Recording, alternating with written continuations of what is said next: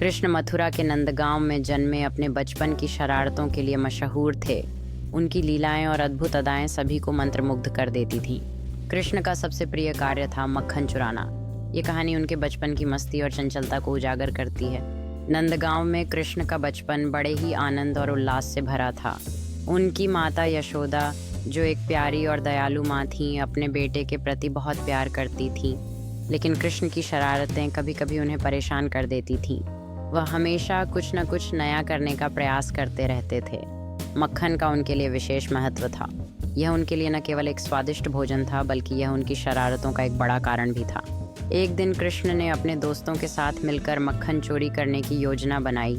उन्होंने सोचा कि यदि वह यशोदा माँ की नज़रों से बचकर मक्खन चुराने में सफल हो गए तो यह एक बड़ी जीत होगी। उन्होंने अपने दोस्तों को बुलाया और कहा, चलो हम सब मिलकर मक्खन चुराते हैं। कृष्ण के दोस्तों ने उत्साह से इस योजना में भाग लिया। वे सभी यशोदा माँ के घर की ओर बढ़े। यशोदा माँ, जो घर के कामों में व्यस्त थीं, को इस बात का जरा भी अंदाजा नहीं था कि उनके प्यारे बेटे ने चोरी करने की, और उनके दोस्तों ने बड़े ही चुप्पी से मक्खन की मटकी को देखा। जब वे मटकी के पास पहुंचे तो कृष्ण ने अपने दोस्तों से कहा, मैं इसे अपने सिर पर रखूंगा, तुम सब इसे पकड़ लेना।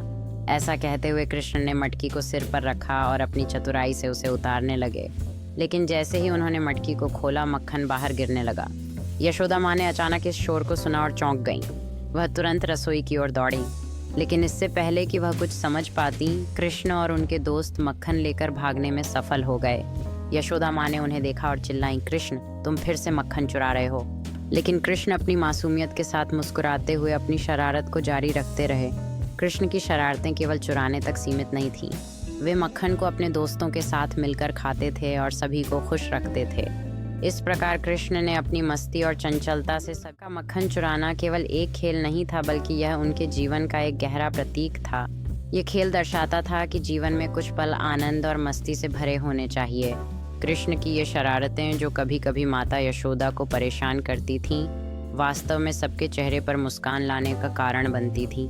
इस प्रकार कृष्ण का मक्खन चुराना न केवल उनकी बचपन की शरारत थी, बल्कि यह उनके व्यक्तित्व का एक महत्वपूर्ण पहलू भी था। यह कहानी हमें सिखाती है कि जीवन में खुशी और मस्ती को कभी नहीं भूलना चाहिए, चाहे परिस्थितियाँ कैसी भी हों। कृष्ण की ये लीलाएं आज भी लोगों के दिलों में जीवित हैं और उनकी मासूमियत और चंचलता को याद दिलाती हैं। उनकी कहानी हमें प्रेरित करती है कि जीवन को पूरी तरह से जीना चाहिए, हर पल का आनंद लेना चाहिए। कृष्ण के जीवन की यह मिठास हमें सिखाती है कि सरलता और आनंद में ही जीवन का असली सार है। उनकी अनगिनत लीलाएं हमें याद दिलाती हैं कि खेल और प्रेम के क्षण हमारे जीवन को समृद्ध बनाते हैं।